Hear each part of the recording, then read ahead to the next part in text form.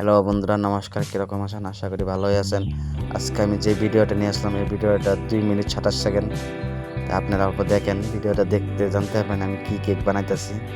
আমি যে কেকটা বানাইতেছি আমি নিজেও নামটা জানি না।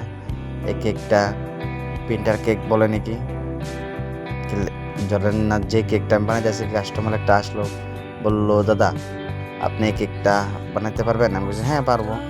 তো এটা কেকটা হলো প্রিন্টার কেকই বলে। বললাম এটা কেটা কী বলে আমি জানি না, তা আপনারা কমেন্টের মাঝে জানাবেন এটা কেক কী, তাই আমি বলে দেবো কেকটা কীভাবে বানাতে হয়। কেকটা আমি যেটা বানাইতেছি এটা টুপুল চকলেট। এই চকলেটটা দিয়ে এরকমভাবে দিতে হয়, তো দিলে মানে ধরেন না প্রিন্টার কেকের মতন দেখা যায়। তা আপনারাও দিবেন, দিলে আশা করি আপনারা এরকম করতে করতে হাতে আসা যাবে। হ্যাঁ, বেশি ডিজাইন নাই, ডিজাইন সিম্পল ডিজাইনটা মেঝে আমি দিলাম। এটারে বলে প্রিন্টার কেক।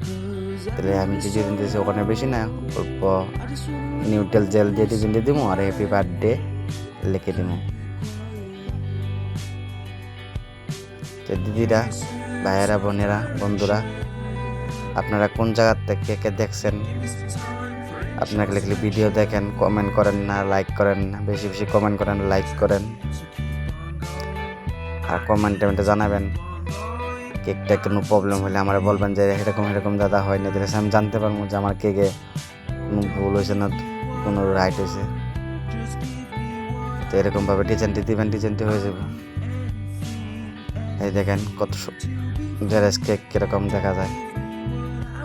এখন যেটা বানাইতেছি সেটা হইলো, সেটাও কেক জেরেস না, সেটা মানে ফুলটি জেরেস দিতে হয়। সেটা আমার মনের ডিজাইন দিছি যেরকমভাবে, আপনারা দেওয়ার চেষ্টা করবেন। দিদিরা, ভাইয়েরা, বোনেরা, বেশি বেশি ভিডিও লাইক করেন, কমেন্ট করেন, আর ভিডিও শেষে সাবস্ক্রাইব করেন। ভিডিও আপনারা দেখেন, সাবস্ক্রাইব করেন না, সাবস্ক্রাইব করে জানাবেন কোন জায়গার থেকে এটা ভিডিও দেখতেছেন।